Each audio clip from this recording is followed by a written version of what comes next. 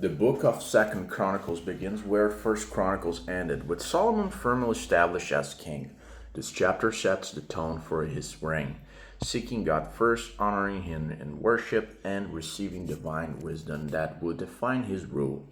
The first part of this chapter covers Solomon's strength and his kingdom. Solomon, son of David, established himself firmly over his kingdom, for the Lord his God was within and made him exceedingly great.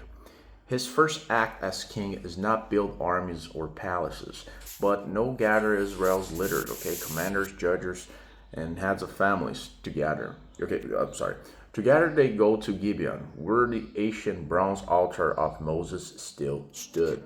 Solomon begins his reign with unity and reverence, not politics or pride. He brings the whole nation before God. The second part of chapter covers Solomon's worship at Gibeon. At Gibeon stood the tent of meeting, the tabernacle Moses had built in the wilderness. The ark itself was in Jerusalem, but the bronze altar, symbol of sacrifice, remained in Gibeon. There, Solomon offers 1,000 burnt offerings for the Lord. This massive act of worship shows total devotion. Solomon starts for his kingship by seeking God's favor, not human power. The third part of the chapter covers God appears to Solomon in a dream. That night, God appears to Solomon and says, "Ask for whatever you want me to give you." Solomon answers with humility, "You have shown great kindness to David my father. Now give me wisdom and knowledge, that I may lead this people, for who is able to govern this great nation of yours?" Solomon doesn't ask for wealth, fame, or victory, only for wisdom to serve well. That prayer defines the greatness of his reign, The fourth part of the chapter covers God grants wisdom and more. God is pleased with Solomon's request and replies, since you have not asked for riches, possessions, or honor, but for wisdom and knowledge to govern my people, therefore wisdom and knowledge will be given you. And I will also give you wealth, possessions, and honor such as no king who was before you ever had. This reveals God's principle of blessing. Seek wisdom first, and all else follows. Compare Matthew chapter 6, verse 33. So the fifth part of the chapter covers Solomon's wealth and power. Solomon returns to Jerusalem and begins organizing his kingdom. His reign quickly flourishes. Silver and gold become as common as stones in Jerusalem. He gathers chariots and horses from Egypt.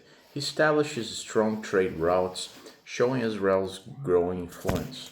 Wisdom leads to prosperity. Solomon's spiritual priority results in tangible success. So, what are the key lessons from this chapter? The first one is start with worship. Hold on a second. Solomon's first act as king was sacrifice and praise. Worship invites God's presence into leadership. Second lesson, wisdom is the greatest gift. The success comes from asking God for insight, not possessions. Third lesson, seek God first and he adds the rest. Solomon priorities unlocked blessings he didn't even request. Fourth lesson, leadership flows from humility. Solomon's reign begins in strength because it begins in dependence on God.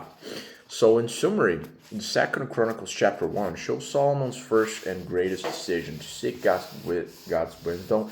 He begins his reign with worship at Gibeon, receives divine insight in a dream, and is blessed with unmatched wealth and honor. His story begins where all success begins, in humble devotion to God. Unfortunately he made some mistakes in the future, but we will see that in a few, right?